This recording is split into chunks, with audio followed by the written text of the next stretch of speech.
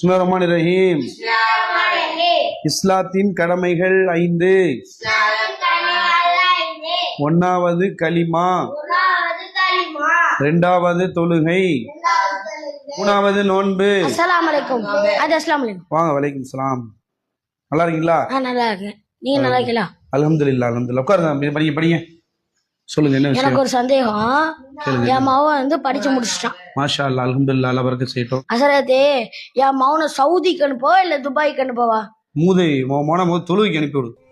தொழுகைக்கு வரமாட்டேங்கிறான், வளர்ந்து உள்ள வாலிபம் ஆயிட்டான். தொழுகைக்கு அனுப்புறத பத்தி உனக்கு கவலை இல்லை. என்ன இது இப்படி சொல்லிவிட்டீங்க? இப்போ வேற என்னங்க ஆத்திரம் மாறுற மாதிரி கேட்டீங்கன்னா, சவுதிக்கு அனுப்பா துபாய்க்கு அனுப்பா, தொழுகைக்கு போது அனுப்பிடலாங்க. ஏங்க அப்படி இருக்குறீங்க? 5 வேளை போது தொழுகைக்கு அனுப்புங்க, அல்லாஹ் பரக்கத் செய்வான். சிரிக்காதே. சவுதிக்கு போறான், துபாய்க்கு போறான், தொழு ஒரு ஆள் இல்லைங்க.